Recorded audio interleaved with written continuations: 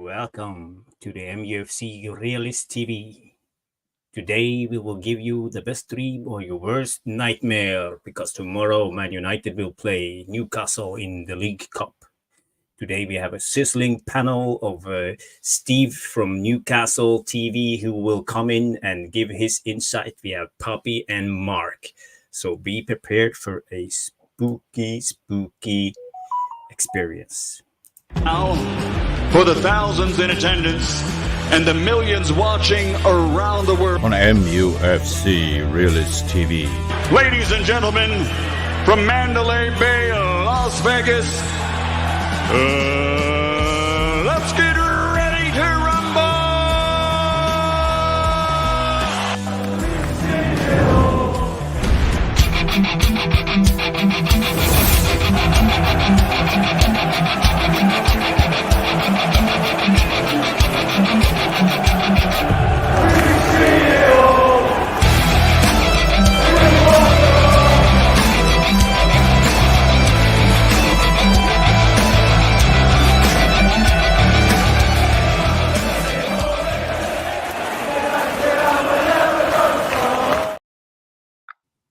Hey up, everybody. Welcome to MUFC Realist TV.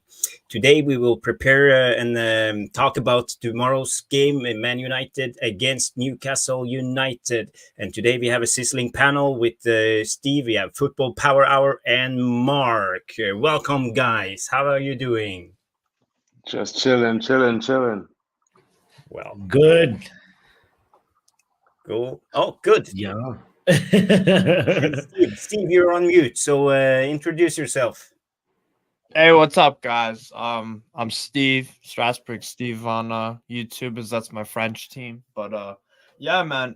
Thanks for having me on. It should be a good episode. Nice to meet you too, Football Power Hour and Mark. Nice to meet you guys. Pleasure. Yeah, let's get into it. Very good. Very nice. So what are you guys drinking? I'm having half a cup of coffee, even if it's late.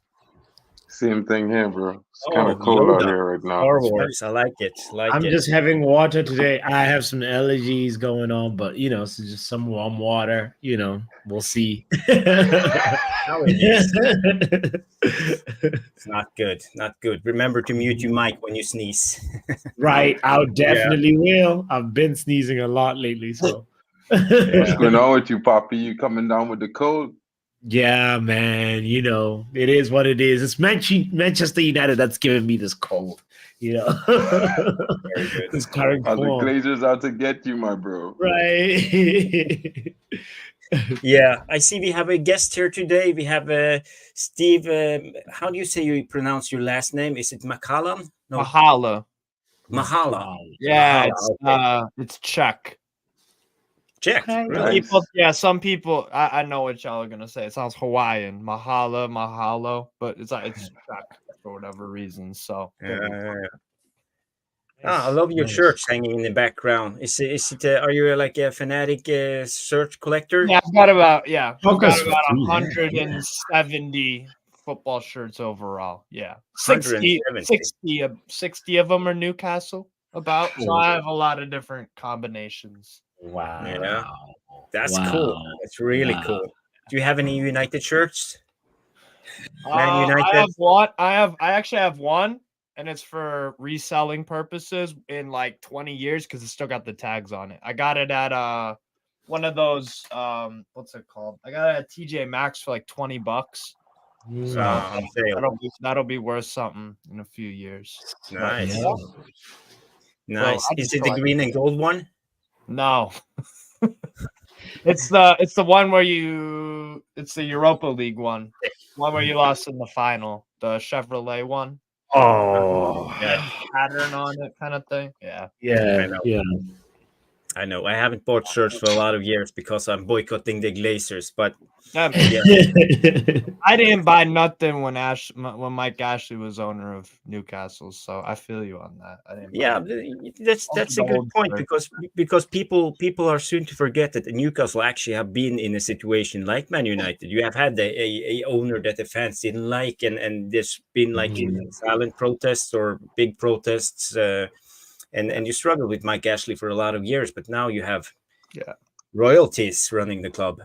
Yeah, exactly. That's why I empathize with you guys. I don't empathize with like Sunderland if they had crap owners. Like screw them. But like you guys, I can kind of be like, yeah, I empathize with you guys because like it's having horrible owners, bro.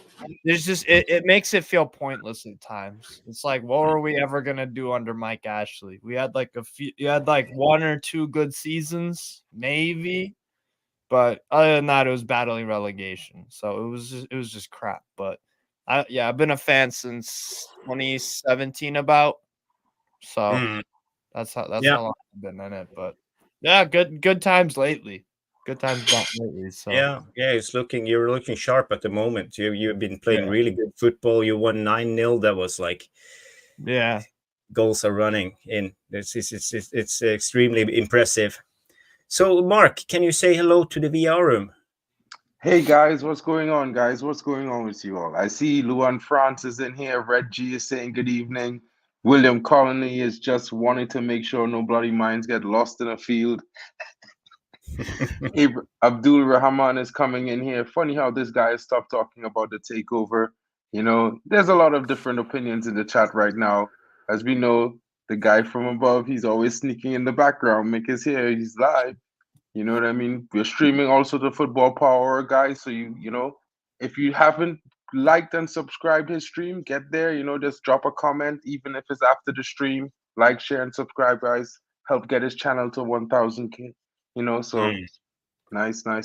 What are you thinking of, Poppy? What do you think eriktenhag is gonna do? Because I see there's a poll in the chat right now, and it asks, what do you think eriktenhag will make multiple changes to the starting 11 for the game against Newcastle? I think he's definitely has to. Otherwise, why do we have other players in the squad? You know, this is the chance where rotation comes into the picture, and then we're going to see a revitalized Manchester United because there will be no Rashford, there'll be no Bruno. You know, most likely.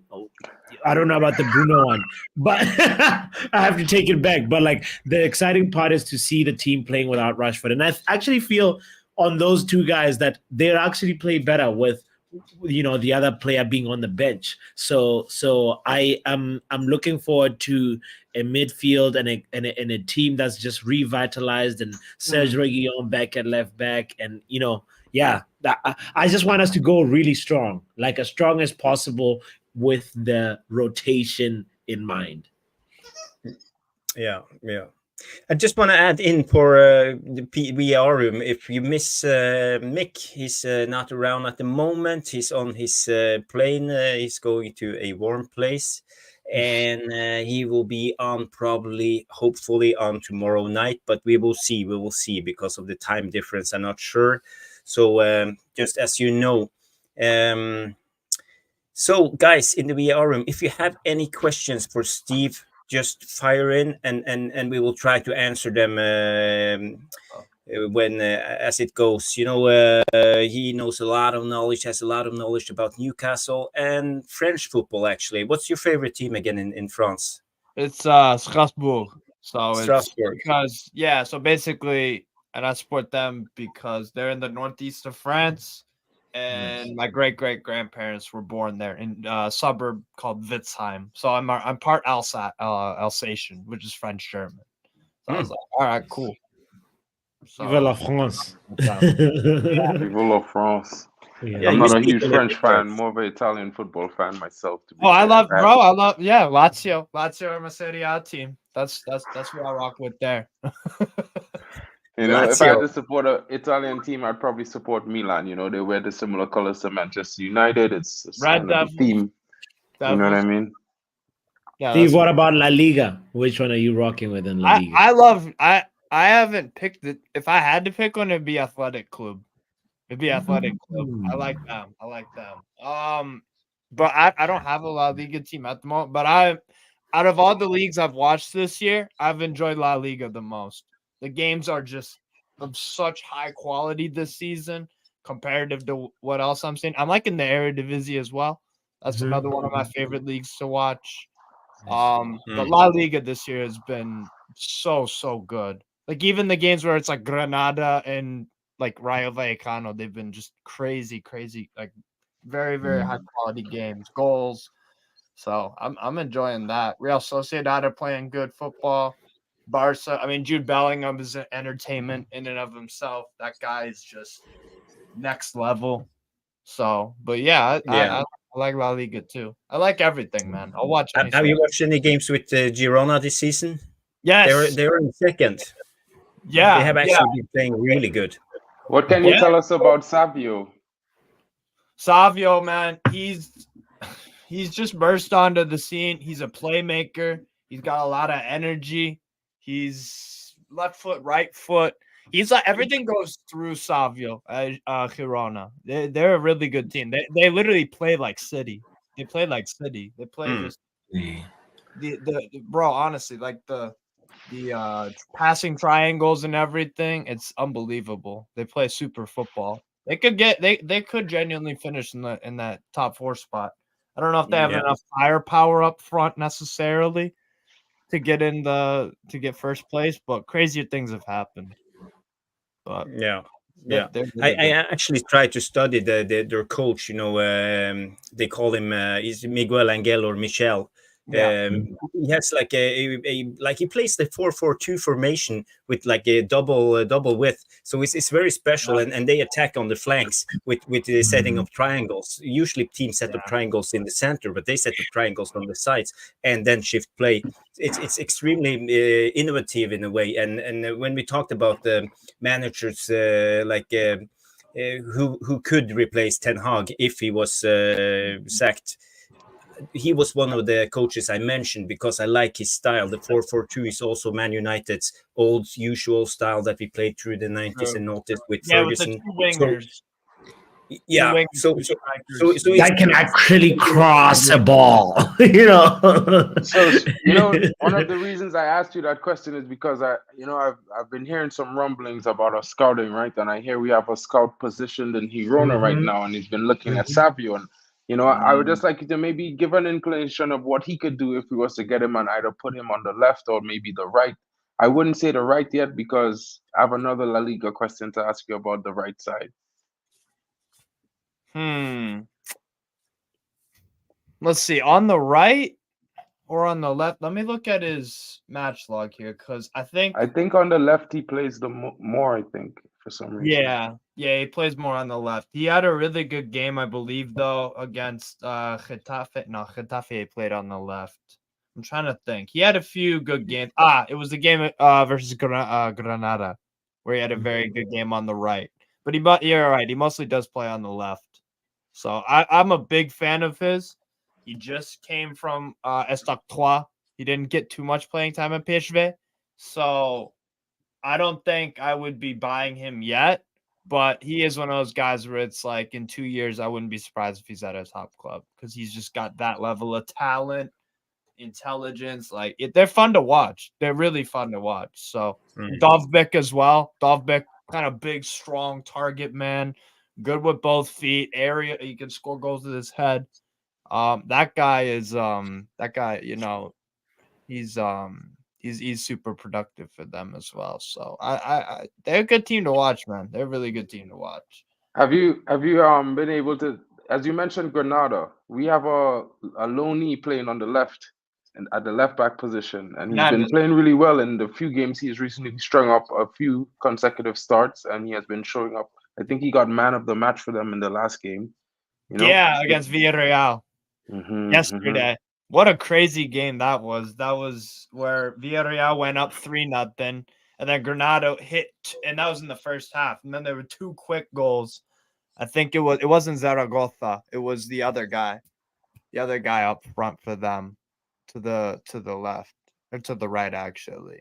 And then their fullback scored also. But yeah, Fernandes has been really good. They just leaked too many goals, Granada. They leaked too many goals. They have how many goals conceded and scored? It's like one of the most what's it called? It's one of the most highest goal involvements in the top 5 European leagues. 17 goals scored for Granada, 28 conceded. No other team in Europe has more goals involved in their games on both ends.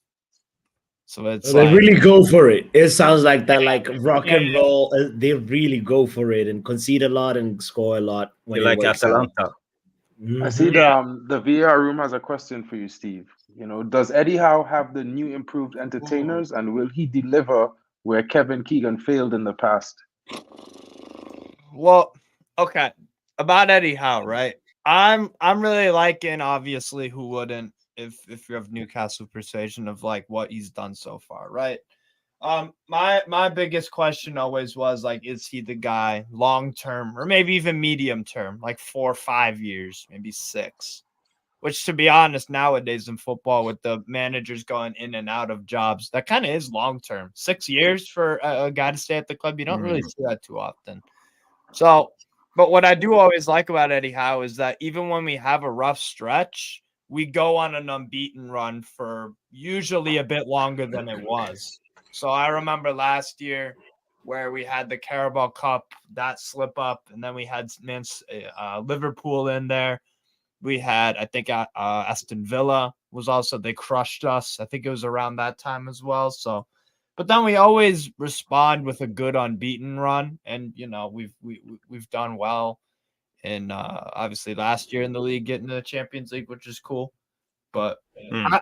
I'm honestly, I'm not too concerned about him staying for a while. To be honest, I'm not too concerned because he always does. He never gives you a reason to sack him, right? There's no reason right now to sack him because it's progressing really well. But who knows? Maybe our owners will want to take that next step up. Maybe, who knows? But will he deliver where Kevin Keegan failed in the past? I think he'll win us a trophy. I think he'll win us a trophy in the next 2 or 3 years. I don't see why not. No, I'm not saying a Champions League or Premier League, but an FA Cup or a Carabao Cup, which is the one I'm in particular targeting, because you look at what Mourinho said about the Carabao Cup, it gives you that mid-season boost, right? It gives the players hunger. Not a lot of our players in our squad have won trophies before outside of Sven Botman, who won Liga with Lille. Trippier won La Liga with Atletico Madrid. Bruno G didn't win anything with Lyon or Atletico Paranaense. And trying to think, Isak didn't win anything. He might have won some with AIK Stockholm, but we don't have too many wins in the squad per se. So that would be just for me the Carabao Cup, and we were so close last year as well. So that would be something that I really, really target. So this game means a lot. This game means a lot to me because it's an So opportunity. since we have you already, I'll let Poppy come in and start talking about what he thinks we're gonna do with our starting lineup, or maybe I'll get Jarvis to come in and say that since the room has Jarvis been hasn't spoken in a pumping minute. Jarvis right now for Yeah, his it's likes. okay. It's okay. It's very interesting listening to you guys. Yeah, with the lineup, starting lineup, you want to go through the starting lineup for tomorrow, our predictions, or should we just talk a little bit about it first? I mean, we could go through it, and then after we could talk about everything because then it would make more a Yeah, holistic sense. You know what I mean? yeah, I agree. I agree. So I will add a screen, and we will pick the team together. Us four, and our room. So just come with your suggestions in the chat, guys. So here we have the lineup predictor. Let's see, where do I have it so I can. So let's start on the right back. That's pretty obvious because far as I know, Fambisaka is not ready yet. No, You he mentioned probably something won't to be that. ready for another couple days, I guess. Has to be Delo for you guys, yeah. Absolutely. Yeah, and right center back. Varane, That's probably. tricky. Varane didn't get minutes really last game, so yeah. Yeah, but he's Varane makes sense. he's one game in, one game out. So I think he would play this game since they would rest him in time for the Champions League the following week. Yeah. Because then he would have to play. It's Sunday we play, right? Yeah, Sunday we play Fulham, I believe. No, Saturday. Right. no, Saturday. Saturday. Saturday, Saturday, first game of the Saturday. day, right? 1:30. Yeah. Oh, yeah. Yeah. 7:30 a.m. for me, but 12:30 UK. Yeah. Yeah. So like I think he would play Varane and then he might play a young midfield, but that's just my I'm guessing with Mm. this one. Yeah, I suspect they will play Varane if he's injury free. I'm not sure why he didn't start against Man City. Ten Hag said it was tactical, but maybe he's carrying a knock. These tactician managers, they never share to give the opposition advantages. So maybe he's carrying an injury. We don't know, but it's usually. I think he really believed what he said about Tactic. the tactical thing, saying Johnny Evans and Maguire worked better for City's pressing, because he was asked not just once but twice, Jarvis, in the post-match Okay. press conference. I don't So actually disagree with Ten Hag on that though, because if we look at the first half statistics, I think his tactics were spot on. I just think the penalty cost us.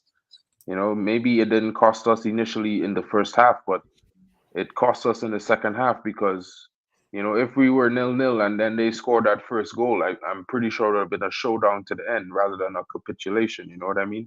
But that's just perspective and I- hindsight. So I think the actual reason why I didn't play Varane was for this game, because this is the game you guys are more likely to. Well, first of all, obviously you guys were not favorites against Manchester City, so I don't think having Varane in the team would have changed that result. Right? It might have made it 2-0 maybe, but like you guys were never scoring in that game with the way you set up going forward or in midfield. It was never happening. Like No. it didn't. That's just me being real, right? agreed. So agreed. I think he rested him for this game, because in this game, and that's how I'm looking at it too. We don't have to beat you guys 1-0 or 2. We don't have to win the game in the 90. We can go to penalties and risk that. We could roll the dice. So, and I think that's probably what Ten Hag was doing there. So maybe that's what it was. I don't know. That's probably what I would have done, to be honest, because it's like it's a throwaway game versus City. Like I know that's a bad thing to say out loud, but like. I don't think having Varane in that game, and it's easy to say, like you said, Mark, in hindsight, I don't think you guys would have won that game if Varane started. Yeah, I mean, like I was thinking more of a draw. You nick a winner at the end, something like that. You know what I Right. mean? Not like if we didn't have good chances. I really do think that he got the tactics right for the first half, though. I will defend the first half to the T because I think it was spot on. Yeah, the first Yeah. 10 minutes, you guys had like one or two half chances, something like that. So that could have gone your way, and then maybe it's a different game. But City were just in control of that game for a large portion of it. So Yeah, Especially the second half. They especially had the full second half. control. they peppered Onana, and Onana stood up and he made himself accounted. He he didn't shy away from it. So you guys must be a bit kind of that is something to take some minimal comfort out of that game for you guys. I he's would turned the corner. right, and I always thought he would. I liked Onana at Ajax. There were a mistake or mistake here and there, and then Inter Milan as well. I didn't have any complaints. I thought he was very good for the most part. Jarvis. I just think while watching you put Johnny Evans there, I feel that might be Maguire position in it. Yeah, I'm just putting someone there to have something to discuss, because I'm torn between Evans and Maguire. I don't think there's a lot that differentiate them. I think it's like a coin flip, 50-50 for me who plays. I would personally prefer Evans, but Yeah, I don't know what you guys think. Actually, I would never play Harry Maguire in my team. Never. Like, okay, he's done well in some of the games, but like, I'm just gonna be honest here. That guy, I don't like. The thing that bothers me the most is his attitude. His attitude for me, and the way he always just talks when he doesn't need to. You ever have that friend when you go out to the bar with someone and they keep talking and they keep talking and they keep talking? It's like, you're gonna talk yourself into trouble here, bro. That's what Maguire does, right? He thinks he can pull all this and he can do all that. It's like, nah, dude. He needs to just, and he has been, to be fair, since the last international break. He's kind of kept his mouth shut and done well in the games that he can, right? Even though they're against not the greatest of opposition. So he just needs to do more of that for you guys. But that's always been the thing. Papi, but Like, I just had to put that comment up. It was blocking you out. Lindelof. Yeah, he could be an option. So we have to vote: Evans, Maguire, or Lindelof. I'd love to Um, see Maguire play, but that's mine, obviously. yeah, I think it's more gonna be either Evans or Lindelof for me in that position. Um, because Maguire seemed to be more on the right versus City, and Lindelof hasn't been involved in a long time, so you know True. Yeah. Okay. I'm gonna go with Yeah, Lindy. I think he'll play like a Lindelof. I think Maguire will be. You're right. I think he'll play versus Fulham. Sergio Reguilon. Left That's back, we don't have Reguilon, many no many doubt. options. That's unanimous. Reguilon. It'll be We're regular. definitely gonna need somebody with pace Oh. to deal with Almiron. Yeah. If it's one man who just be on fire Yeah. against big teams as Almiron. Miggy's frustrating though. He's very frustrating because he's so one-footed. He's so one-footed, man. Like Hmm. he only uses his left foot. He don't have any right foot whatsoever. So that is one thing where it's like when he can cut in and shoot, that's definitely a threat. He's always someone that he makes the team because he just runs up and down on that flank, which can allow Trippier to do that as well. Because then there's always someone running and gunning pretty much, right? Someone always, tracking down runners. Reguilon will have to be aware of Trippier as well. So Yeah. it's something that and that's our team philosophy at Newcastle. Energy, press. The press or organized press as well. So we You sure you're starting Trippier though, Steve? Is it like a good idea? I to think start Livermento and Lewis Hall will probably be right and left, but I expect Trippier to get some minutes. Okay. Definitely, if we're taking penalties, I would want him as one of the penalty takers, considering Isak is out. So Set pieces are out of Yeah. this world. yeah, They're good. Usually Yeah. spot on. I think Trippier has second most assists in the Premier League behind Neto, who got hurt against us, which is wicked sad. But yeah, I think Trippier.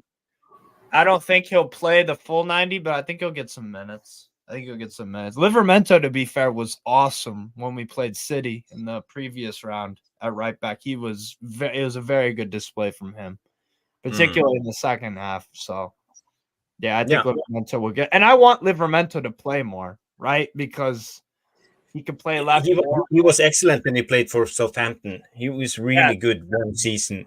So at least half a season he played. I think he caught an injury or what happened, but but he was extremely good. He was one of the best fullbacks in the Premier League at that time. Yeah. No, I'm So excited. let's move on to the midfielders. Who will start in midfield for Man United next game tomorrow? We have the right defensive midfielder. I think our options is Amrabat or McTominay. I think Casemiro will play this game. You think so? He's back. Yeah, because he didn't play this weekend. I don't think he will play against Fulham, or he might feature against Fulham, but I feel like Casemiro will be playing definitely in the Champions League, so he would definitely need some kind of game, to come in and get some minutes. And Ten Hag would be favoring to give him a first half. I think he would give him the first half and then bring on Amrabat as a substitution. I also think Hannibal Mejbri will start this game next to him. He should, because it's like, what's the point? Mason Mount, clearly there's something. I don't know. I don't know if Ten Hag realized he screwed up with that transfer. Again, another player where it's like, I just don't rate him whatsoever, especially the price. And playing at all. How long has he been fit for, Mason Mount? It's been like what? Yeah, 3 weeks. 3 weeks. Yeah. He didn't do nothing in the City. Like, nothing. to be fair, he came on in the City game and our midfield got worse. And people would say, like Reggie here, Amrabat, Mejbri, Mount in the midfield, but Mount offers nothing when the ball is lost. Unless the ball is lost where he's behind the ball facing the ball. When the ball behind him, he just sprinting back. And not like he's springing back to challenge the ball, he's sprinting back because he's so far ahead. Because if everybody look at the game on Sunday, the second half, it was disastrous. Yeah. His position was the open part in the midfield. Every time they win the ball, he was never there. So I don't think he's going to play because I think he's going to find it even harder to get game time in the midfield. I think his next position that he might play at might be right wing because he's definitely not working as a midfielder for Ten Hag right now. Yeah. So I think it's hard to just pick one midfielder at a time because it's about how you compose the team. Trio. Yeah, so I think we will just select the 3 midfielders at once. Like how to select. My midfield is Amrabat, Mason Mount, and Hannibal Mabry. Yeah, I think that will be bring energy and legs. Maybe if Casemiro starts, I will put Amrabat on the bench, but I'm not sure about Casemiro. Casemiro's a weird one. I don't think Mount gonna play because his performance on Sunday was like disastrous. It was awful. Like I don't think he's gonna get a game in midfield again. And like Reggie saying this here, but if you come back and tell me Mason Mount stat, he had 0 progressive passes, that 0 key passes, 0 assists in the game. He still has 0 goals, and he has the most touches in the attacking box of any United player besides Haaland. So, if you want to say he's doing better than Bruno in our best game of the season, in Bruno's worst form, he's had better stats. So if we're talking stats here, you know what I mean? Even on the eye. Like, I would offer Mount as a right wing. I don't know why he's not played on the wing yet. I think that was his best position at Chelsea, in my opinion. Yeah. I've never seen him perform in the midfield for Chelsea other than on the wing. So when someone tell me Mount as an 8, I'm like, it's almost the same situation that Arsenal have with Kai Havertz, but worse. Because Kai Havertz is actually a better player than Mount. People don't do that. It's 2 shocking players, to be honest. Like I don't even the debate of who's less worse or who's better. It's like that's like asking literally who's better between Maguire and Evans. It's like the couple brothers. Well, which one's more funny? So if I had to choose a midfield, I would choose a midfield with Casemiro, Mejbri, and you definitely know Bruno gonna play this game. Worse if he rests Bruno this game, then you never know. You might see Scott McTominay in the 8. Oof. Which would be even worse. Like I wouldn't want to see that, but I think if you guys started a midfield trio of, and not Mabry, because Mabry he's actually a good player. It looks like he's an up and coming talent. I think he looks decent. But if you guys played a midfield of McTominay, Mount, Mabry, Eminem, I would be furious, and I mean furious if we didn't get a result you guys and you played that. That's 0 midfield, bro. That's like the only person would be working in that midfield would be Mejbri. Yeah, Mejbri's exempt from that whole like rage, but like seriously, McTominay, Mount, we should be. I hear you, Steve. I think I'm gonna go with the midfield combination of Casemiro was not even on the bench last game, so I'm a little bit wary. He's fit. He's fit. I can tell you for sure. He's fit. Played 2. He got 2 assists today, so he's definitely not going to start Kobe Mainoo. Okay, so it's Casemiro since he's fit. It's Casemiro and Amrabat and Mount. That's who's going to start for me. Bro, like, all I really want to lose this game.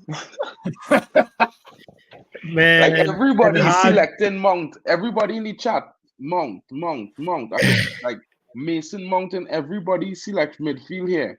And if we pull up Mason Mount statistics, he's statistically the worst midfielder on the You don't even United have to squad. go that Ten deep. Hag is gonna start him tomorrow. Bro, You Ten don't even have Hag to go is that not. deep, I am Mark. telling you now, if Ten Hag start him tomorrow, bro, he only going and play Carabao Cup games for the rest of the season. I'm telling you. Because if Kobe he's getting Mainoo a get brace 2 assists tomorrow. today, We'll Kobe talk. Mainoo get 2 assists today, Kobe Mainoo replaces Mason Mount, bro. Like I saying that with chest because in my opinion, what Kobe Mainoo did in preseason is better than what I see from Mount. Yeah.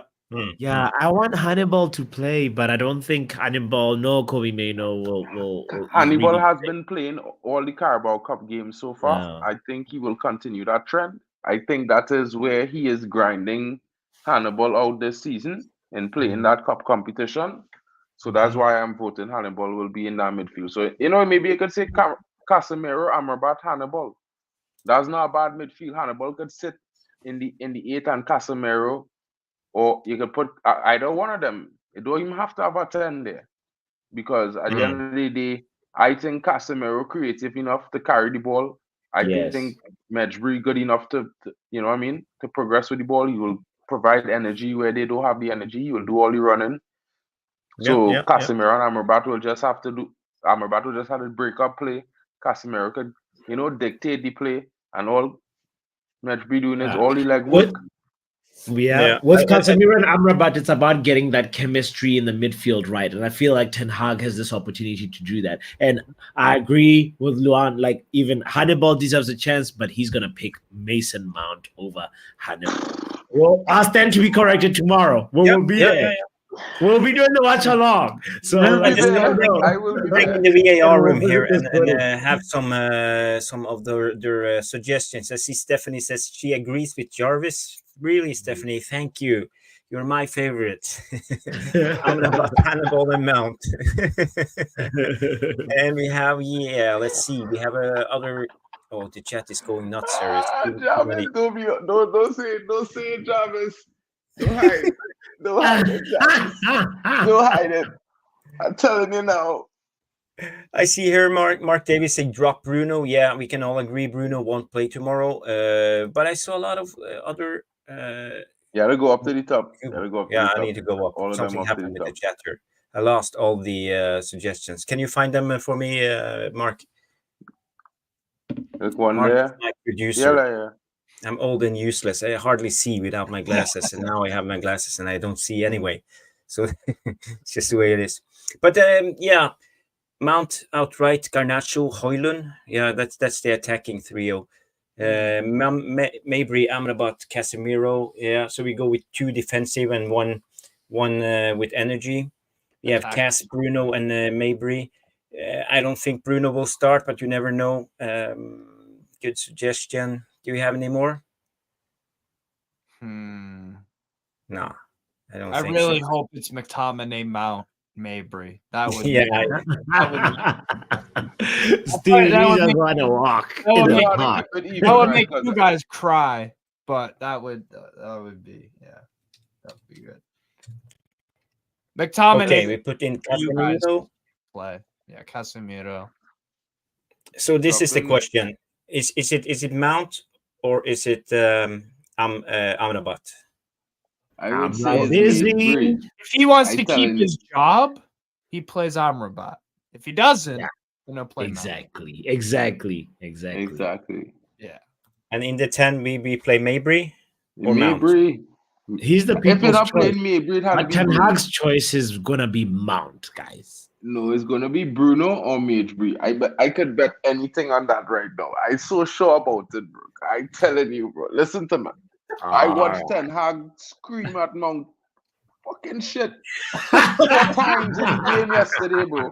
I watch it, bro. I don't know if you all just be watching them things, but I just be watching it and I just write it down every time I get cussed. And when a man get cussed 3 times, I already don't see them. I don't see them start the next game. So you know what I mean. Only Rashford and Bruno getting away with our murder right now, but their day is coming up soon. That's your strongest 3 in midfield. That That's a solid midfield, yeah. Look how nice that midfield looking. You want to put Mason Mount at the top of that? A man with 0 creative ability, 007 still. He's just not Bro, good. Ten Hag thinks Mason Mount is creative. So bro, I am telling you, he's Oh. never played him in the 10. He's always played him as an 8. So let me forget that creative part. Let me forget that part. Okay, going once, going twice. Sold. Sold. Okay, we have a midfield: Casemiro, Amrabat, and Hannibal. So we go Yes. for the attack. Now we go one position at a time, and we can start on the right. So our options is Pilestri, we have Antony, and we have Mount and Bruno, as I can see it. Do we have any other players? Garnacho? I feel Garnacho. Yeah, Ganacho Garnacho can Palestri, actually start on Haaland, the right too. maybe If he Ganacho insists to play Palestri, Rashford. Martial. Means Garnacho, Antony, Martial. That's the front three. You don't think Rashford's playing? No. No. I He's think he got to will be come on in the hungover second or half. I something. think he will come on in the second half. He hasn't started a Carabao Cup game in a while. That's true. That's So true. I think he using the Carabao Cup. That's fair. You know, I mean, then again, he playing Newcastle, but so he might put Rashford, but you see, then This again, is you see, a strong listen, lineup. Ten Hag so weird. This He's is so a weird strong lineup. because Rashford went to party Sunday night. Not anything to do with he go and punish him. I feel like he will just play him in the second half. True. Yeah. I think he will give him a half a game because you see, he have to play on the weekend. He will definitely play him in the Champions League. Yeah.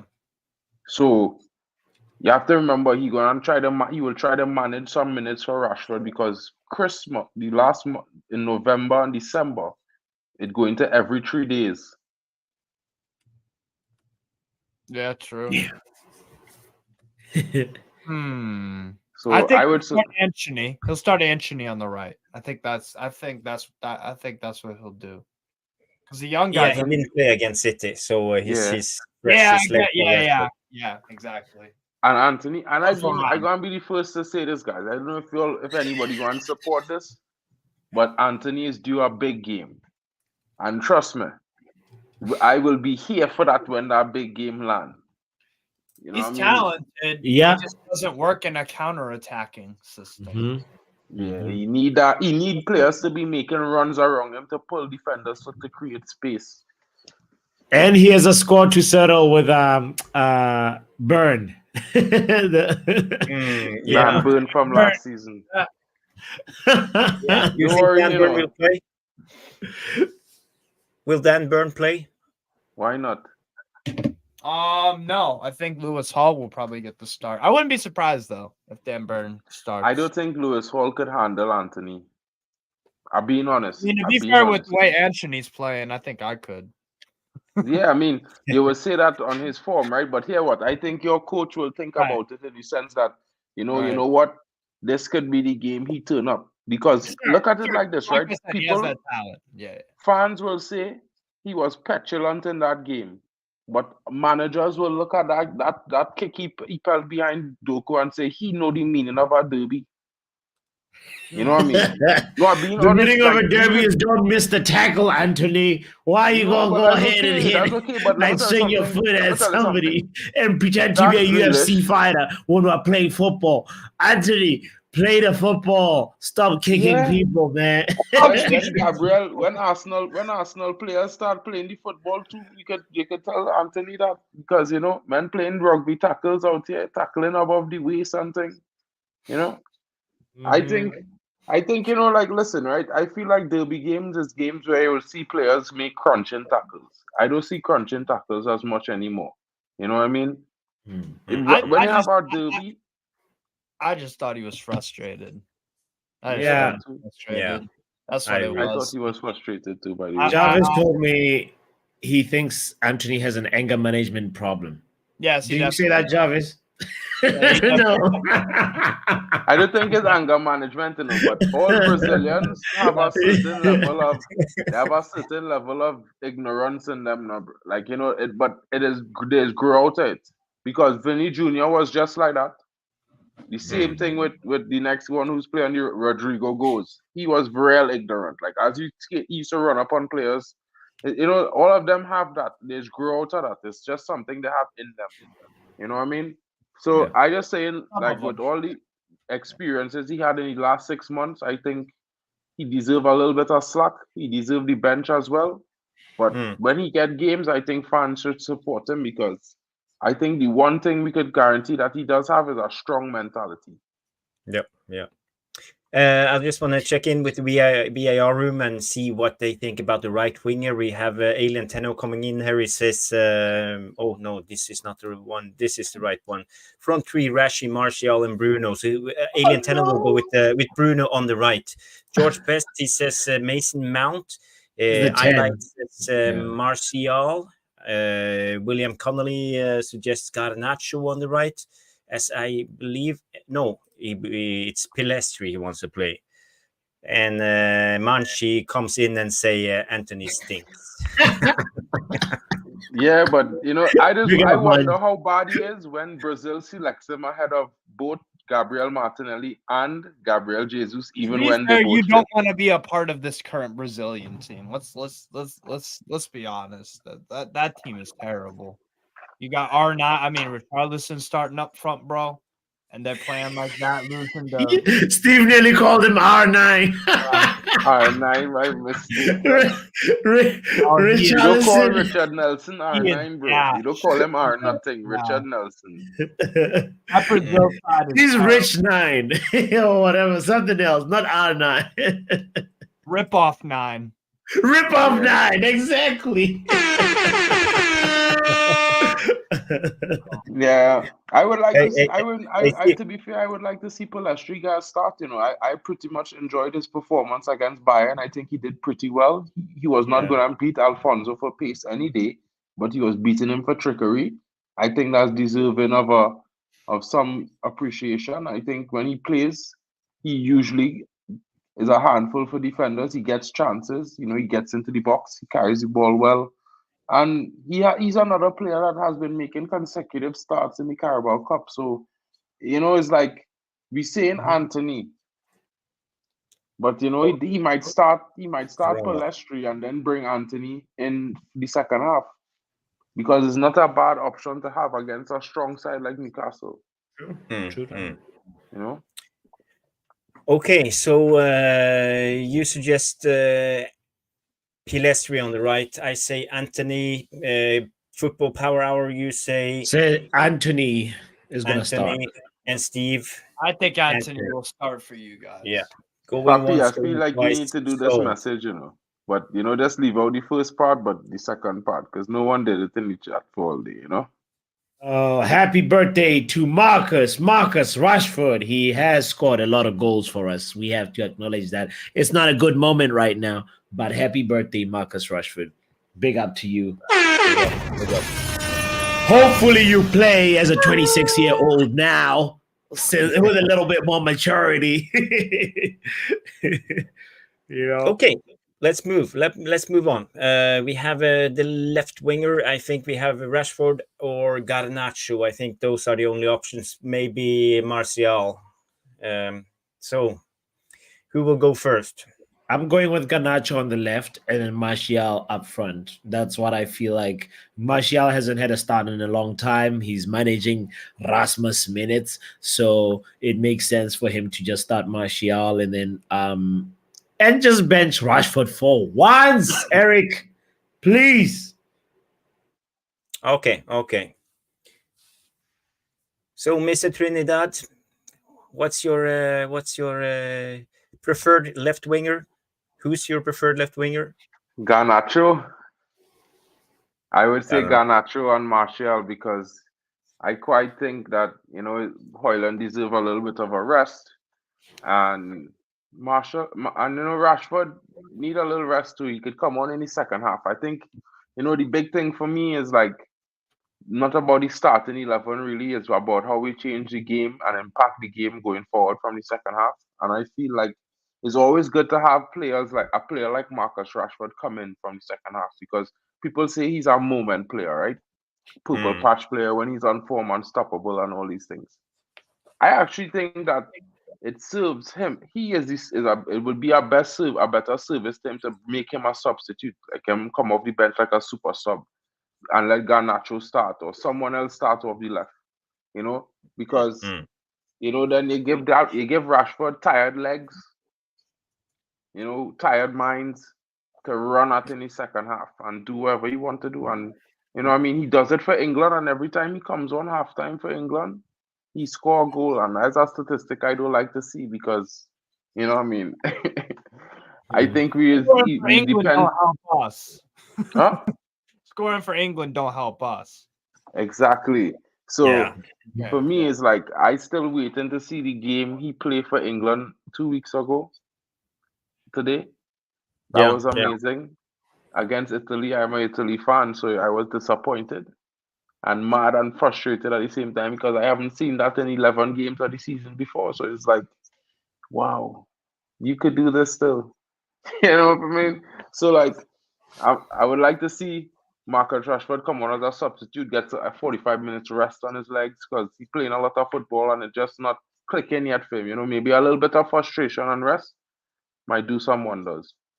So I'll go Garnacho and I would Martial. leave Rashford out of the squad. I would just give him the day Sir off. Alex, give him a Sir Alex 2-week vacation. That's what I would do. Yes. 100%. That's Why what not? has to be done because he's in such terrible form. He's capable of better for you guys. He's capable. He's not my cup of tea. I think he's a good player that is inconsistent season by season. So I think this might be one of those terrible seasons where he gets like 4 or 5 goals maybe. But yeah, he needs some time up. He's just not. He's not. You look at him. You look at him. Jarvis, Pappy, Mark, front three. Oh, wow. 0 goals. No, man. I don't know about Papi, but I used to play football. I feel like we will do some things. Oh yeah, I'm good. I've got a very We'll good put Papi up. We'll technique. put Jarvis up front, and Papi go play left wing. Hey, you need rest after, hey, in the comments. You need some rest after a birthday party, man. I mean, he don't Right? deserve to play. He don't deserve to.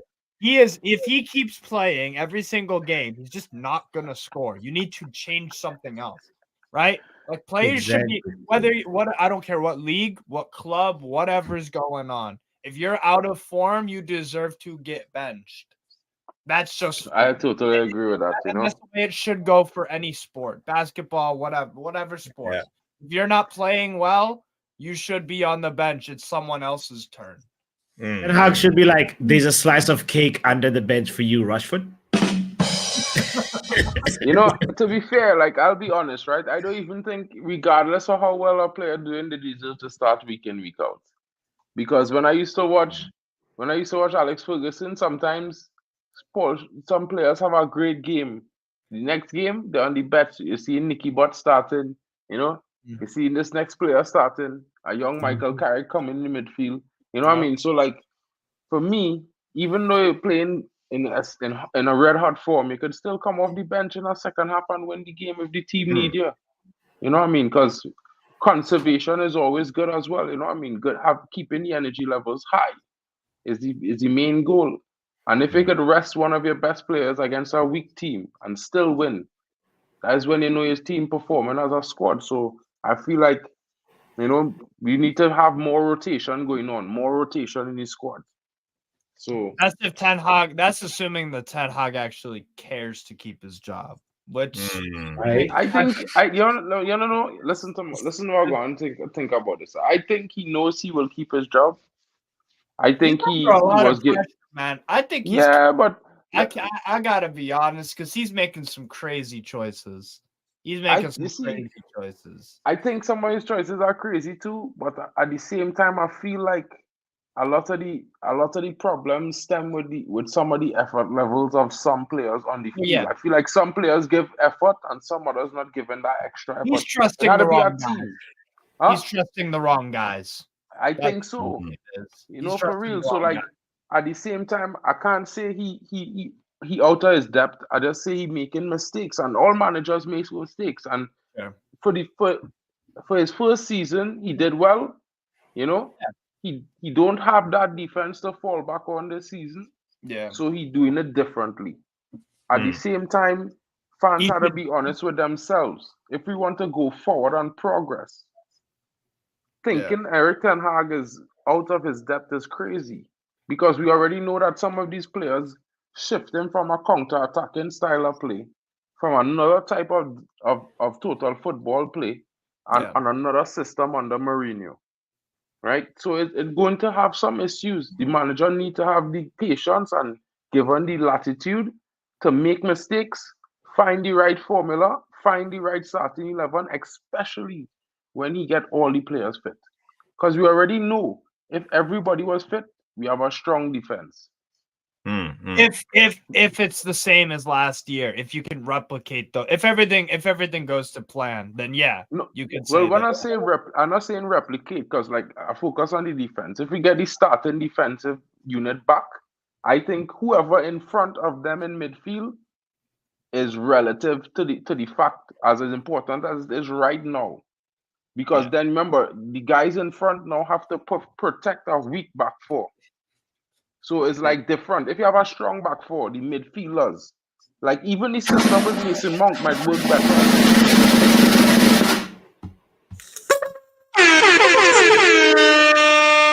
Big shout out to Alien. Big shout out to Alien for being the plug to Erik ten Hag. And now that's how we got a crazy lineup versus Man City. It's all Alien's fault, guys. He was getting stuff from the Caribbean, but the moment he gone UK, fertilizers and the thing, they using Miracle Green. Thank you for the super chat, Alien. But stop selling someone out. Change the strain. Sell ten Hag a different strain, please. Don't get us demonetized. Kids, not the drugs. At the end of the day, guys, like we could say all this and that. I really don't think we see his best 11. I think everybody have the different ideas of what the best 11 for Manchester United is. But I would always say this: Erik ten Hag is not me. He's not you. He's not any one of you all. Right? So we might be looking at players and saying, these players, I rate them. And he might be looking at those players and saying, I don't rate some of these players. So I just being realistic from what I'm looking on, trying to be as neutral as possible, because I could want a lot of things. Like I would like Sancho to come back because I think he fits our system perfectly. Right? I think Sancho. That's a whole nother discussion. We can't go into that now, Mark. I'm just saying. Let's just move back to the lineup, and we got Sancho on the left winger. Everybody, I think the VAR room decided Garnacho. I saw all the votes for Garnacho and Martial. So we just gonna do a quick vote. One word, Poppy, your man. Garnacho and Martial. Steve left winger. I think he'll play. He'll give it a chance to not Pilastri. Garnacho. Yeah, Garnacho. Yeah. I think he'll get it. Yeah, because Pilastri seems to get no minutes. No, he wasn't even in the squad. You see, that part worries me with Pilastri, But it's not like I don't think Erik ten Hag rates Pilastri. I think he rates him. I just think in his mind, he's not ready for him to use him yet because he's unable to utilize him. With the current squad, he don't have players that will make Pilastri actually reach the levels now. Because Pilastri, people might say I'm crazy, but he just remind me of Bernardo Silva a lot. Just the way his low center of gravity and how he's control the ball and how he's run. He look like Bernardo Silva on the ball and all for me. So he don't have the passing range yet, but he's still young. He's still young.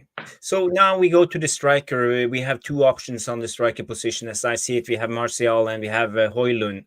Haaland is a much better player at the moment. So the question is, will Ten Hag rest Haaland for this game or will he play him?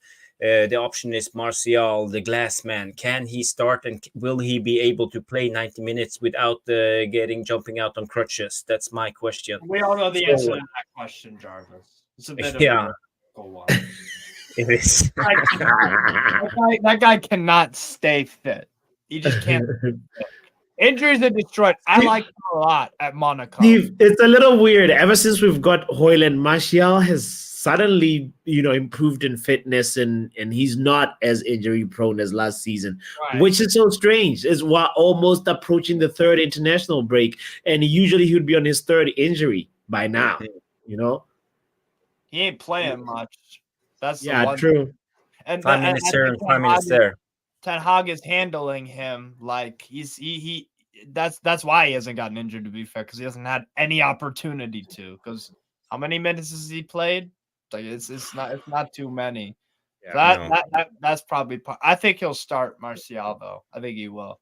Because again, he played Haaland, and he'll probably play Haaland in the Fulham game. And then he'll play against Copenhagen away. That's what it is. But who knows? Yeah. He'll start So Steve goes for Martial. Poppy, you choose Martial. Yes. That's also my choice up front this game. We can have Højlund on the bench if Martial gets injured. So I think we will be fine. Mark, what's your preferred option? Martial. Martial, yeah. Okay, then we have it. This is the starting 11. We have Onana in goal. We have Reguilon on left back, Lindelof, Varane, centre back, Stallo, Casemiro, Amrabat, Hannibal. We have Garnacho on the left, Antony on the right, and Martial up front. So what do you reckon, Steve? Is this a strong lineup? Do you fear this lineup? Yeah, I fear it because your two players who are like your two best players are out of the lineup and they're terribly out of form. So I would not really want to go up against that because it's like I rate Amrabat, I rate Casemiro, even though he hasn't been in. I just think he's just going through a bit of a rough patch in form personally. I don't think he's completely fallen off. I just think he's going through some bad form. Maybe he is going to the age where it's like he's just declining, but I think it's just poor form personally. Mabry again, that's a player like he should be playing over a Mason Mount or a Bruno or whatever. So it's like again, yeah, that's an upgrade right now because he'll have something to prove. But the one thing that is interesting is what if these young kids take a chance? If they let's say they play, the usual logic is well, they're gonna play awesome. They're gonna show the manager their chance.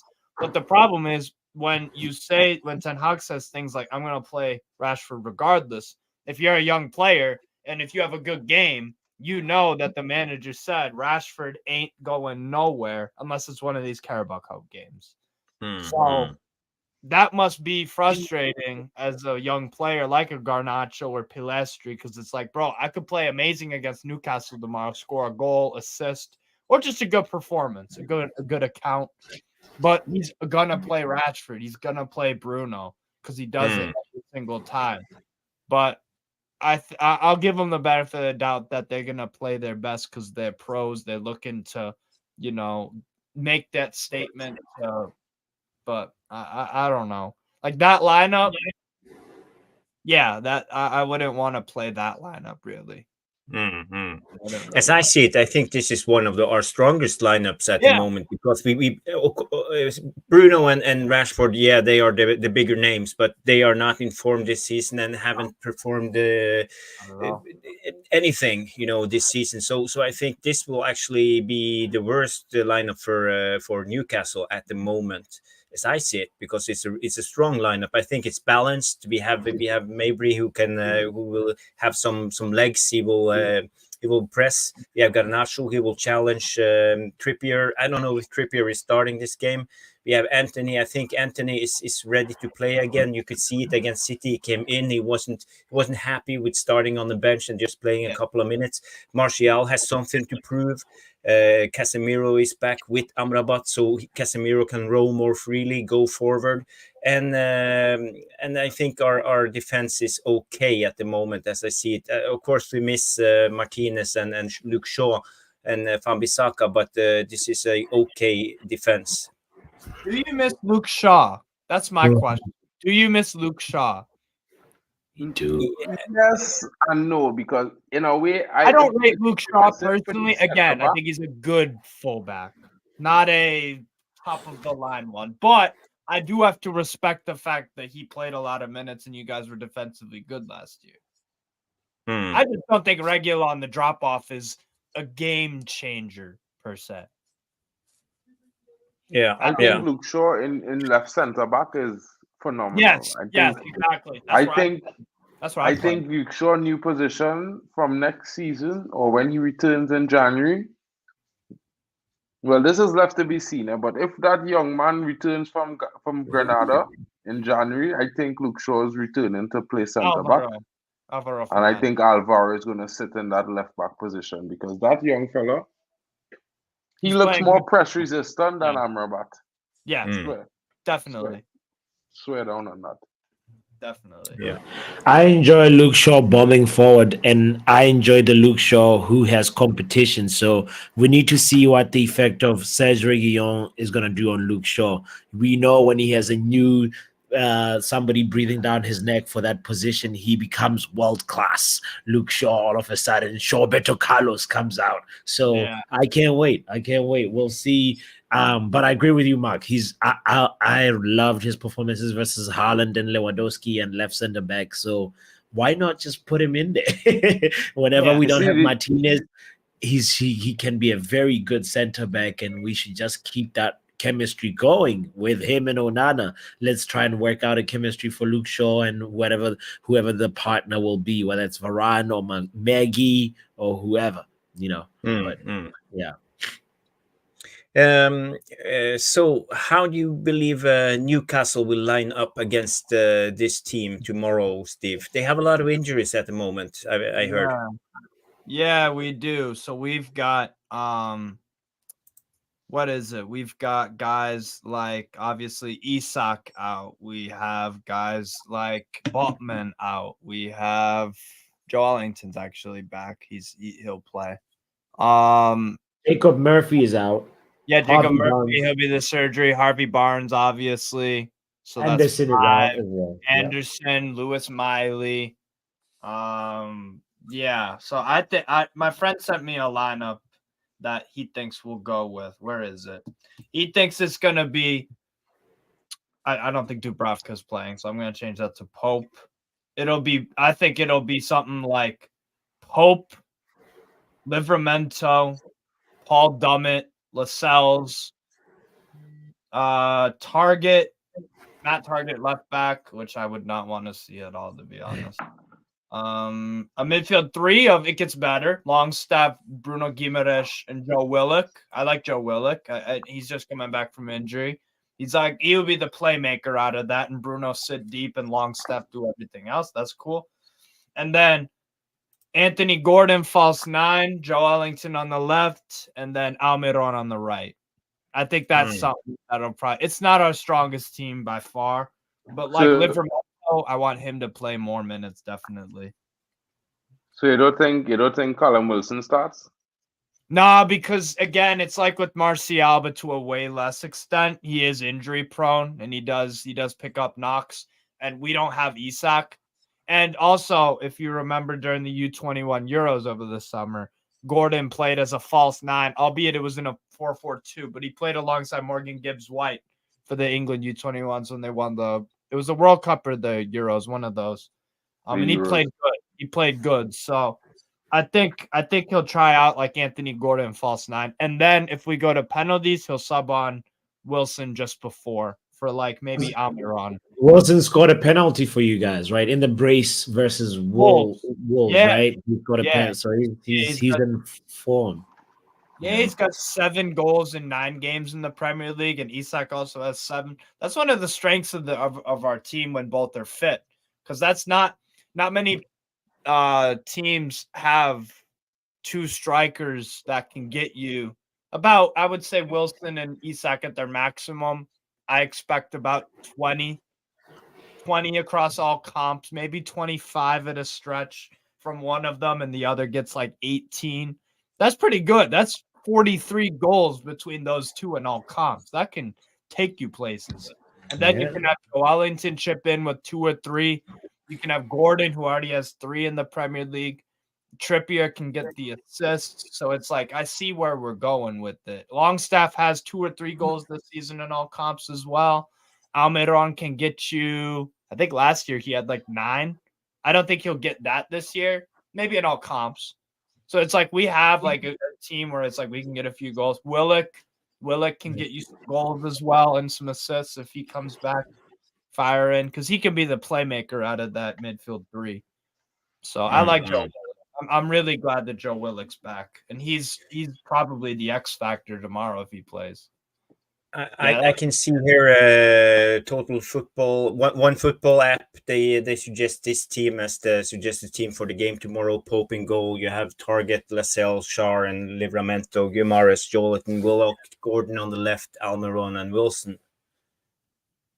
Like I would take that 11 right here, right now. I would take that. But by the way, Steve, like I think Almiron got double digits Premier League goals. I only remember this because we do a little Friday quiz, and he had a flurry of goals that just came back to back last season. And in October, November. In October, exactly in October. 11 and 34, which ain't bad. Exactly. Yeah. So if he can get something like that in all comps, I'll take that all day.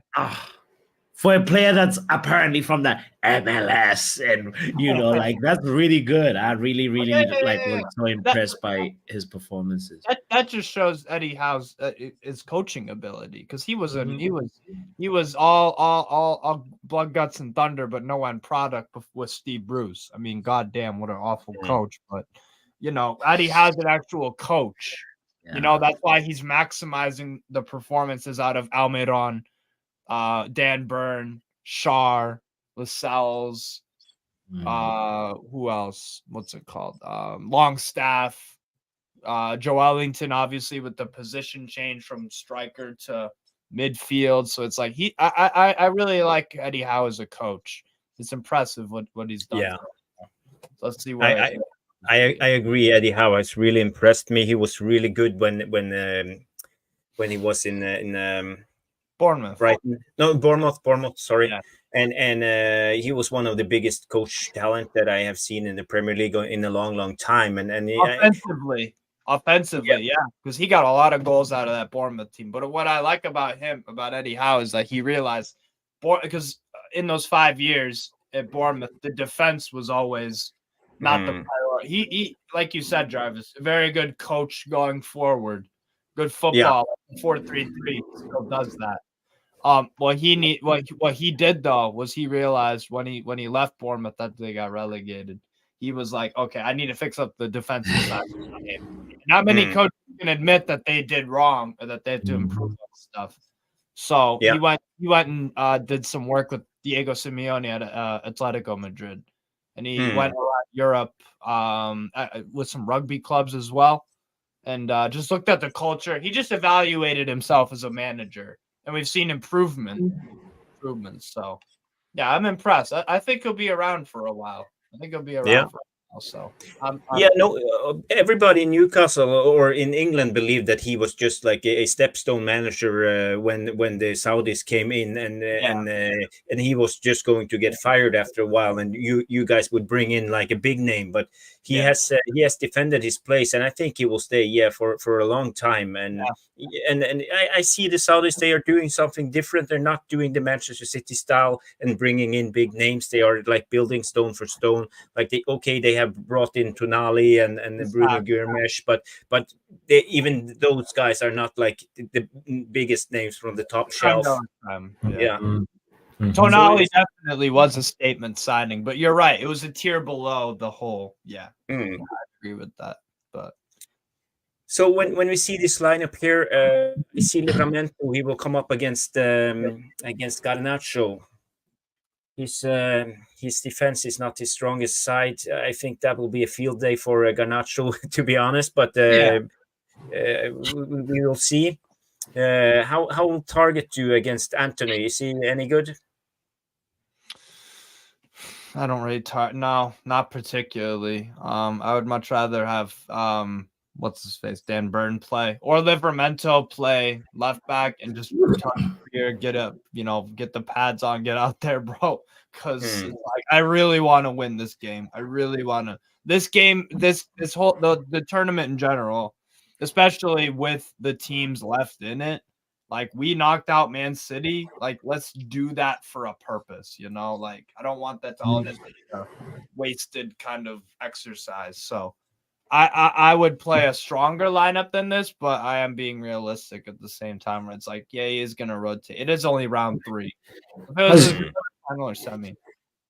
Yeah, your lineup, your next fixtures are also kind of like important. Yeah, we got Arsenal on Saturday. We got and Arsenal. then Dortmund, right after Arsenal. Dortmund away. So yeah, Nice. You're in trouble. This is, but here's the thing. This is I like this because this will really show what Eddie Howe's made of, right? How well he can navigate through this.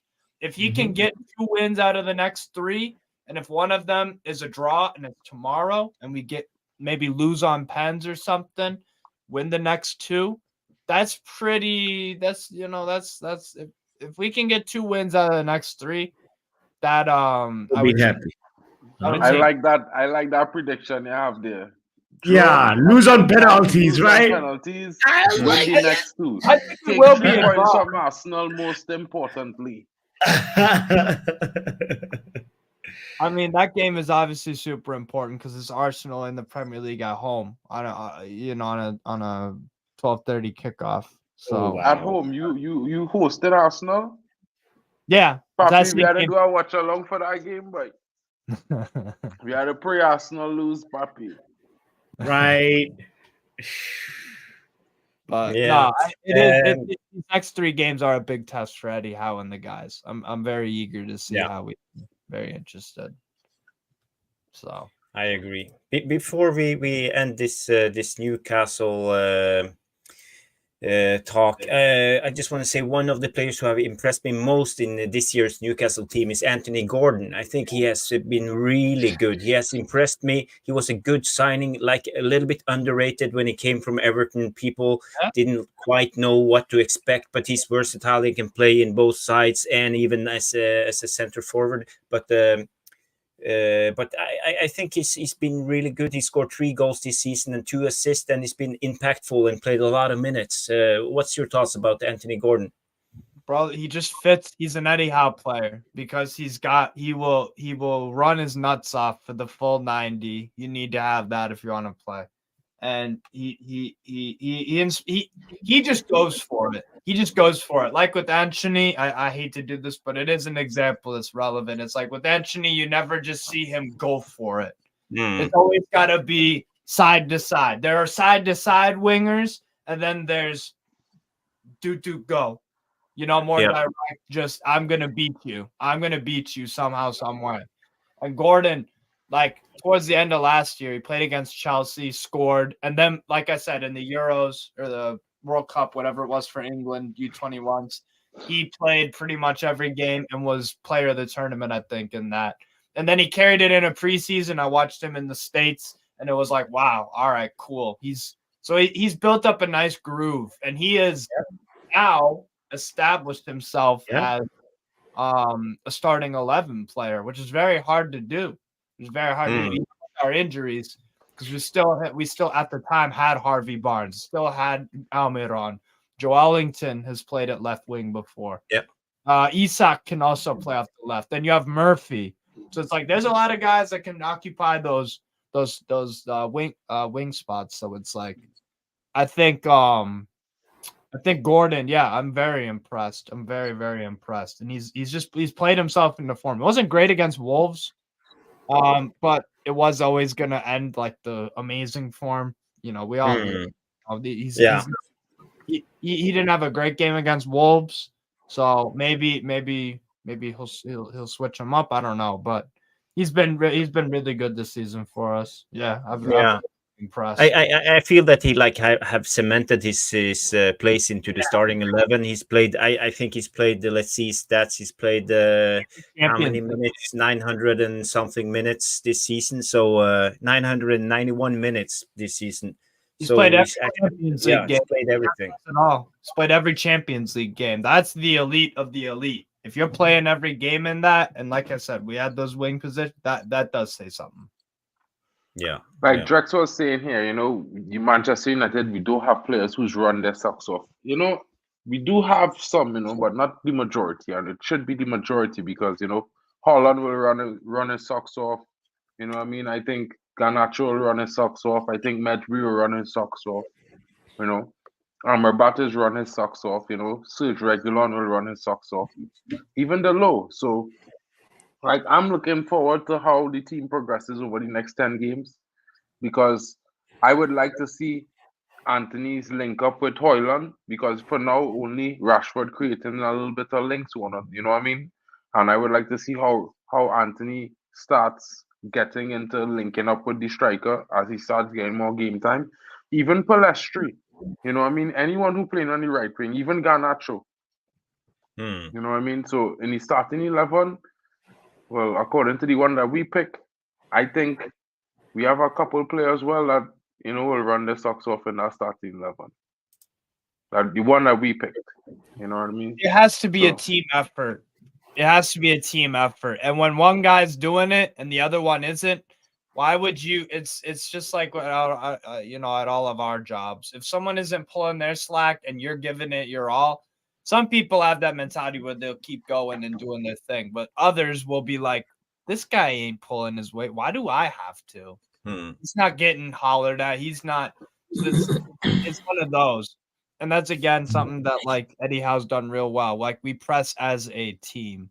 It's organized and it's everyone has to pull their own weight because if someone doesn't, then it's pointless doing it, to be honest. So, Yeah. but yeah, you've got guys that'll work hard in your team. But then that's the other problem. You can work hard, but that doesn't mean you're a good player. McTominay. You can Yeah, work that's we been the can't- issue. like Mount, like Mason Mount. Play They say he's Mason Mount. run the most. We can say whatever we want about them. I don't rate either of them, but they do work hard. They just don't have quality, really. Except McTominay when it comes to striking the ball inside the box. Other than that, though, no, he's not very good. Just full stop. But Hmm. Hmm. so I see here George Best says 40 likes. Stephanie, keep count of the likes. So that's good. 40 likes. Thank you, guys. William Conley says something about Alien Tenno, who's making some jokes. Last time I ran my socks up was in Baba. I didn't get the last. In a Dodge banner. That's fine. Okay. Yeah. So So let's go to predictions, score predictions for tomorrow's game. Papi, what's your score prediction? 2-0 Man United. 2-0 Man United. Who will be scoring the goals? It'll be an own goal from Newcastle, and then like we score from a free kick. we suck at Old Trafford. We're awful. We haven't beat you guys since Johan Kabay scored that free kick. Wow. In the yellow shirt, bro. That's how long it was. A long time. But 23. you drew last season. 0-0. Yeah, we did. Yeah. So that's why I am a bit optimistic. I'll have a better idea of the line. This is a lineups game. I hate doing it. So that's why I'll play it safe, go for a draw. I think we just have a bit more optimism at the moment than you guys. So that's why I'll give it to Newcastle win on penalties, but it'll be a 1-1 draw in the 90. Yeah, okay. Mark. I Score actually prediction. think United gonna win 3-1. Which I one? think Which United? 3-1, yeah. Both. Clarify. Every time I predict a 2-1, it doesn't work out too well for us. But when I predict a 3-1, we usually win. So Oh. I think United have a good chance of scoring some goals. We at home. Yeah. You know, I don't think Eriktenhag got the tactics wrong in the first half. I think the first half was fine margins. You know, we could have gotten a penalty and given John Stones a red card in the first half before he finished with the pull on Haaland. If he, just know to take the fall and dive and go, just like other players do, you know what I mean? So I think, after I watched that first half, I didn't like the second half, but I could understand it at the same time because our players, we always talk about their weak mentality. It's not all of them, but some of them in critical sides. And if you look at where the play came in the midfield, Mount wasn't there, Rashford wasn't tracking back. So that whole left side there was cutting through there. That's where Haaland got his goal. You know, there was doubling up on Lindelof, doubling up on Delo. So, like, in my honest opinion, I think we're gonna win the game tomorrow. So it'll be a By tough what? game. By Though. I don't think it'll 3-1? be a yeah. I think it'll still be a tough game. I don't know which one is more crackhead, your prediction or my prediction, because I went with a clean sheet. Yeah, I think Newcastle have enough threats on goal. They might pop up with something. You know what I mean? Anthony Gordon I think having a both good teams will season so score. far. That's why I said 1-1 because I think both teams will score. That's all I know. Yeah. And I think I think that's pretty that's a pretty reasonable prediction. Both teams will score tomorrow. Yeah. Do I think it'll be enough for either? No, not in the 90. I think it's going to penalties. 1-1. Okay. My score prediction for tomorrow is if Bruno and Rashford is on the bench, I believe things will click. I think we will see the players enjoy themselves. It will be like a rerun of the last round with Crystal Palace when we beat them 3-0. I hope that we can play good football, get some confidence into the team. Winning, yeah, I believe we will win by 2-1. But what I really want to see is things started clicking again. I want to see some identity. I want to see some styles from Ten Hag, and I think playing Hannibal is actually very important because we get some tenacity, we get some aggression, we get some legs into the field. Something new, refresh. Yeah. So this is my hope and prediction. I see the VAR room. We have a lot of some. I say Mark Davis says 1-1. Lily says 3-1 to Newcastle. Actually, so it's not that optimistic. Alien Tenno, he comes in with a cheeky 3-1. That's good. Alien United, Tenno. though. Which United? We can't be doing this, man. And we have EJ Superfly says 2-1 Newcastle. So as you can see, the VAR rumors are not that optimistic as the panel. They believe like it's 50-50 United or Man United and Newcastle United. I say Lucky Singh comes in here with a 3-2. So it's a home win. If this game was at St. James's Park, which it isn't, so whatever. But if it was at St. James's Park, would your guys' predictions be different? Oh, hell yeah. Slightly. For me, yes. I would say probably a 1-0 or maybe a 2-1. That's fine. Stealing a win at the end of the game or something like that. At the end of the day, right? We're not playing well, but we're grabbing results. Yeah. Right? 14 out of 14 games, we win 7. So technically, we're 50-50. Right? Now, people might say laugh at that That's and a say that's failing not good grade enough and whatnot, in right? American school, man. In American But school. remember, we going through a rebuild, right? A whole rebuild, total rebuild. And in any proper rebuild, players must leave. And the manager not allowing to get rid of players he want out and have to play them now to this day. I think that is a disgrace, an utter disgrace. For any football club playing in a top league, that's an utter disgrace. Because any manager that allowed to get rid of players they don't want and bring in players they want is have some form of success. Look at Spurs, for example. I know they're not in the conversation whole night, but I just want to draw examples to speak. Yeah.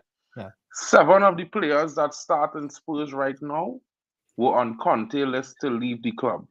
4 of them was on Jose Mourinho's list to leave the club before Conte came in, right? And now 7 of them are starting. And the players who were brought in last season and the season before from Mourinho and Conte are the ones that are being sold. Yeah, so when fans talk about Dyer don't play, don't play, Davies don't play, Højbjerg don't play, Skip don't play, and those are all guys that were in that team. What's the other one? The right back Emerson Royale don't play. He gets minutes from the bench, but they're all replaced. You're right. Some fans say the Spurs sold Harry Kane and they are top. crazy. I just say something about Harry Kane, and everybody's be mad at me for saying it, but I I'll don't say rate Harry Kane at all probably agree because with Harry Kane has scored goals that don't matter. You know what I mean? Yeah. In the big games that matter most, when his team need him to score the most, he doesn't come up. That's why And he that's has why I zero will never say trophies. Harry Kane is a great footballer because, in my opinion, he sits at no great table of footballers or strikers because they all won something. He spent a decade in football and didn't win nothing. You know? For Bayern, Nothing. he'll win something, most likely. Well, yeah, hopefully, but you know, he had a chance to break that duck in the first game he played, and he shot it. So, I mean, the big game trauma still with him. You know, he might win the season with Bayern, but as natural, Bayern would have win the season without him in any way, in my opinion. I think it's the Champions League that's going to say something for Harry Kane. So far, he's been in good form. You know what I mean?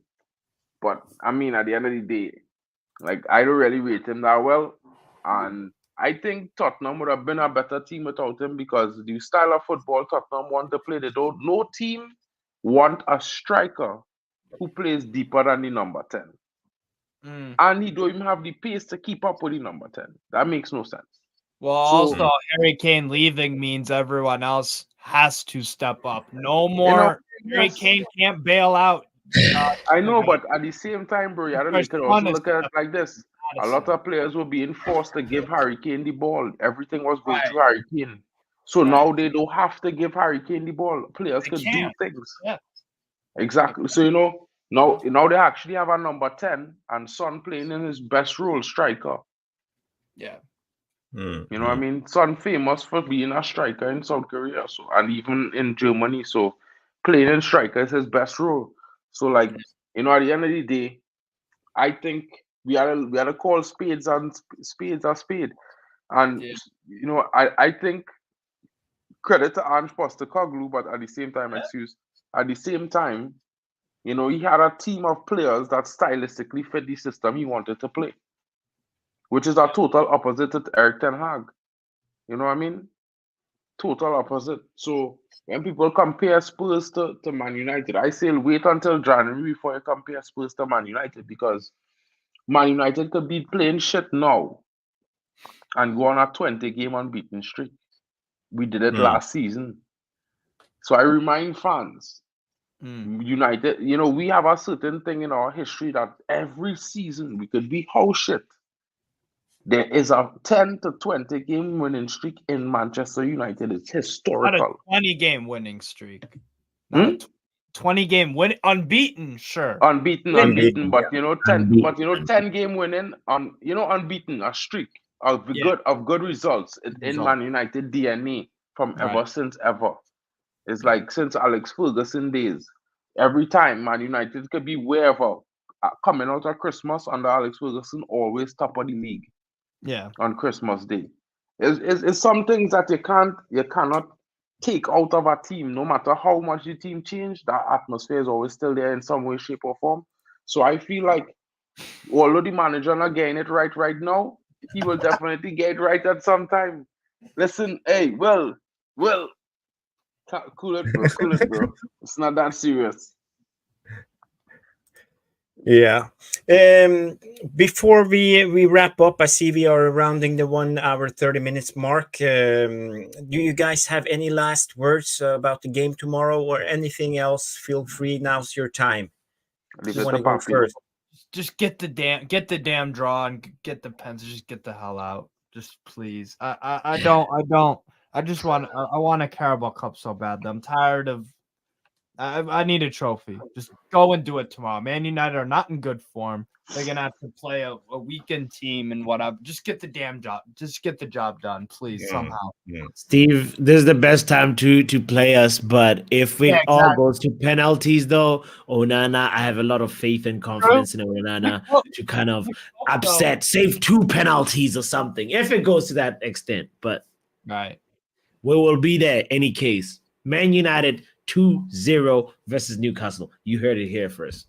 That's my prediction. I wouldn't be surprised. It was terrible at Old Trafford. I wouldn't even be surprised. Stephanie said we should just start with penalties. No open play. Let's just go. Crazy. I think it's going to be a decent game, guys. It's going to be a good watch. We are defending our title of our Mickey Mouse Cup, guys. At the end of the day, you know, I think it's going to be a decent game to watch. We're playing a good team in Newcastle. We're going to be at home. The fans are going to be up for it as usual. You know, the Old Trafford faithful will be there supporting the team.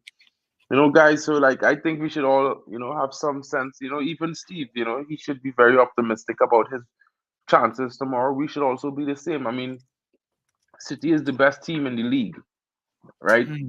There's no denying Right. that. And any Yeah. fan in this chat room here thinking that if we had gotten Harry Kane, we'd be challenging for a league this season, No. I implore you to drink some coffee and stop drinking delusion. Because Yeah. thinking United should challenge for a league this season is insanity, right? We are in a rebuild, and anyone could say what they want about my thoughts on that. But a rebuild means reconstruction from the beginning. And if we starting from the ground up, it do include anybody like Harry Kane.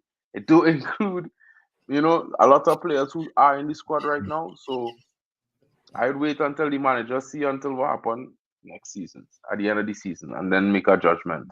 That's just my opinion. I see Pop is cracking up.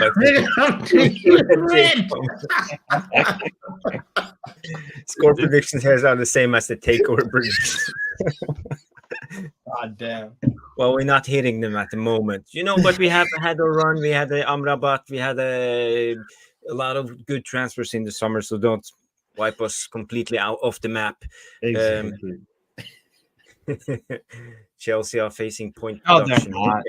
It's a clickbait story. They did this already once. It's a clickbait story. Yeah. I don't believe it. This is just weird. It's just so weird that Everton gained a point deduction before City and they have 115 To be charges. fair, it's not official yet. The Everton one. Yeah. That hasn't happened yet. Mhm. So True. I think But it's just shocking. It's just shocking out of the. But then again, you never know. City might be end up relegated to third division for a while, for two seasons or three seasons. you gotta have something to keep you going, I guess. That's No, tricky. I don't think it's gonna happen. They have too much money, two strong lawyers. I think City will get out of it. They will find a way. It's just the way it is. Big money always win. They definitely That's will the get problem. relegated. I could Nah, guarantee that. they're not The getting relegated. least will happen is they end up in the championship for a season. The least. I'm telling you. I don't put a bet on it. Don't bet on it like Tonali. I wouldn't bet on that, but end up I said that. Listen, with the amount of 115 charges. Have you looked at the charges? I have. Some of them are absurd. Some of them are like the grass length of the pitch.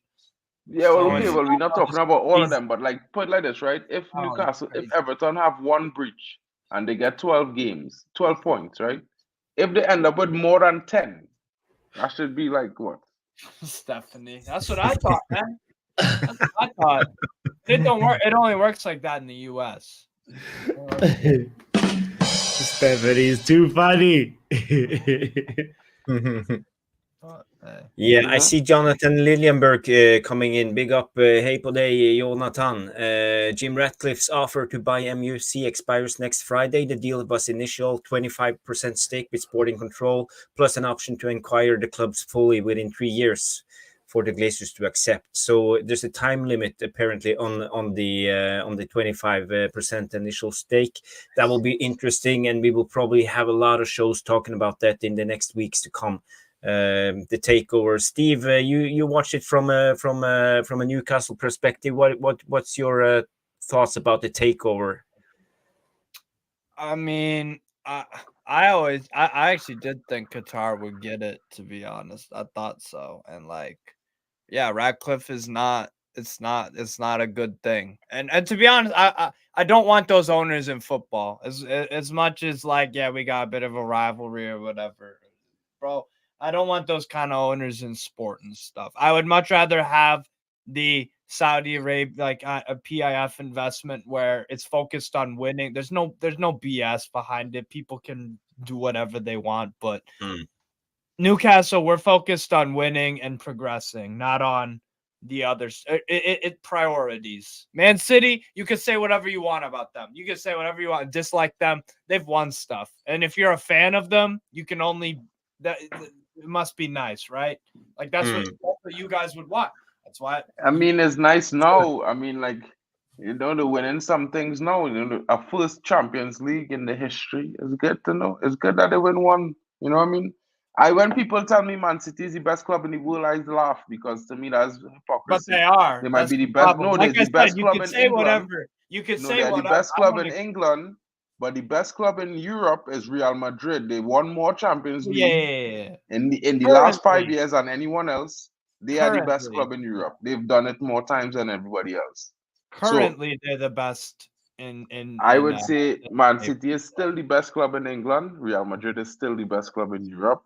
And when they yeah. talk about pull, Real Madrid, it goes Real Madrid, Manchester United, Barcelona, and Bayern Munich. Everybody else has come after that.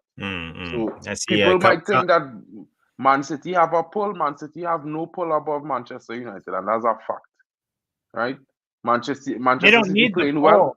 That's Yeah, they that's don't need the crazy. They pull, you don't know. need the But at the pull. same time, it's like I just putting it out there because a lot of people think that because Man City winning now, they pull big, they pull large.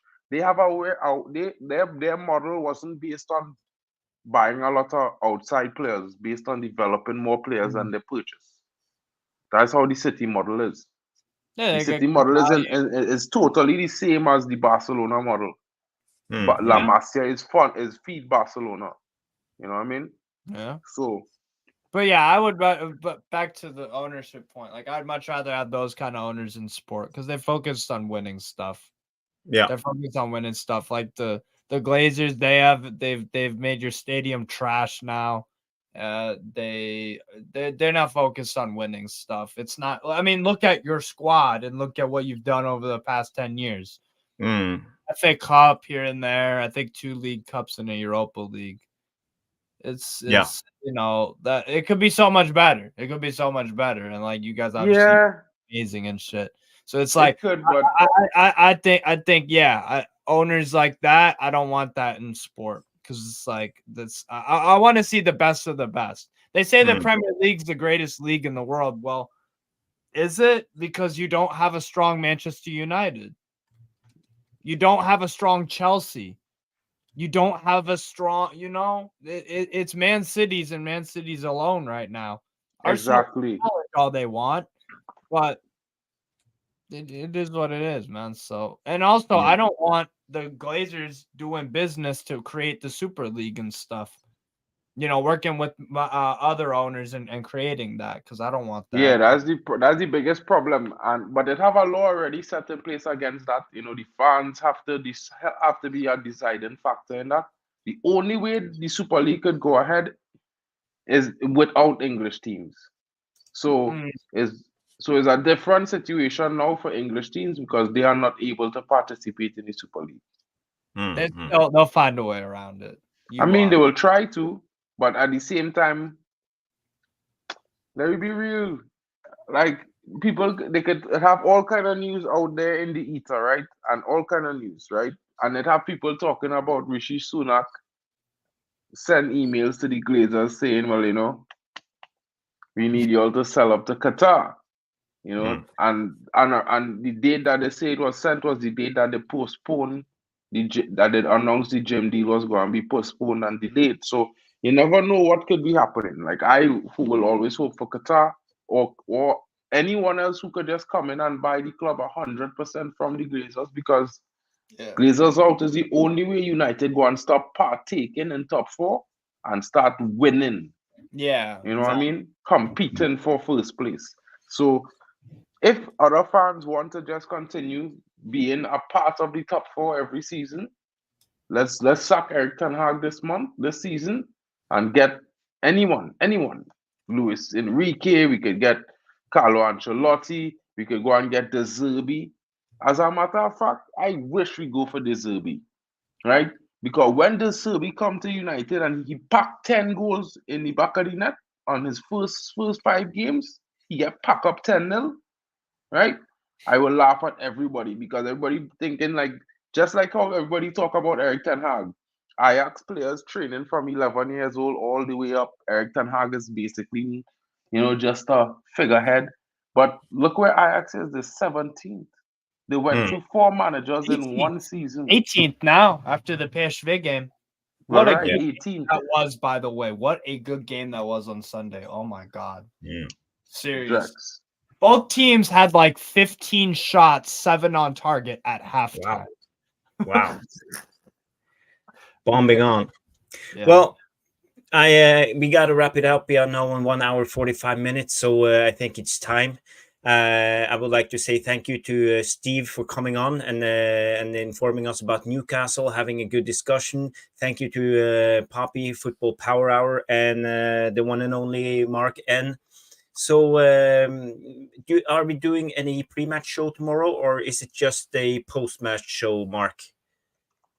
I'm doing a pre-match show, a warm-up, right before when they announce the lineup for the team, so we could talk about that. And I'll be hopping on Poppy's stream, Yeah. We'll be doing the watch along, obviously, Yeah, like do we the watch always along. do. So make sure you tune in for that, guys. Very good, very good. I see people enjoyed your presence here, Steve. Good job, Steve, from Drex. And Alien Tenno says, cheers all, have a good night. And I think that will be a good ending. So everybody, let me hit just the one like thing, guys. and subscribe before you go. We had a did you poll say- in the chat tonight, and the question was, will eriktenhag make multiple changes to the starting 11? And there were 59 voters. 56% of you said yes, and 44% of you said no. Wow. Okay, so it's even almost 50-50. And we see here Lily say, cheers to all, Jim Glazers out. I all agree, Glazers out. Yeah. Screen and goal until we're sold. And we have here Jamie Wayne with the last comment of the day. See you on the terrace, Steve. Yes, you will. Do you have anything you want to shout out, channels or Twitter or anything, Steve, before we go? Just check out Newcastle Fans TV because I do some videos on there if you're ever interested. And then Strasbourg Steve is my personal YouTube. I just do watch alongs from anywhere, man, dude. I do watch along. I did watch alongs on Sunday from the Eredivisie in Holland because that's one of my favorite leagues to watch. From France, Italy. I cover just football in general. So go check out Strasbourg Steve. You could just search it up on there. But yeah, that's where I do most of my stuff. So thanks for having me on, man. Really appreciate it. Good, and good to meet you too, Mark and Poppy. Good stuff. Yes, thanks for Very coming good, on, very bro. good. Strasbourg Steve, everybody, go follow him on Twitter and Newcastle TV. So that's it. Remember to hit the like, subscribe before you go, hit the bell so you will get notification for the next stream. And I will end with the famous word: peace, love, and banana. Oh wait, guys, don't forget to join me for the news in the morning. 9 a.m. Morning UK show. time. So have a good night, everyone. And did we set up the watch along on MUFC Realist TV or not?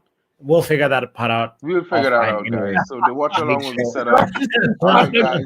Catch you all later. Like, share, and subscribe. Bella, take it away. I hope you enjoyed this video. Please give it a thumbs up by smashing that like button. Subscribe if you have not done so yet. If you want to take it to the next level, you can always show your appreciation to sponsor our channel by clicking below the video title where you will see the heart icon with the text saying, thanks. Or you could buy me a cheeky little coffee by scanning this barcode or visit this link to buy me a virtual coffee. Thank you for watching. I hope you enjoyed this content. Remember, glory, glory, Man United, Glazers out. It is green and gold until we are announced and sold. That was all from me. I wish you a good day and a great match experience, and I shall see you in the next video. Goodbye. Thank you so much for stopping by and watching MUFC Realist TV. Don't forget to like and subscribe and follow us on the socials.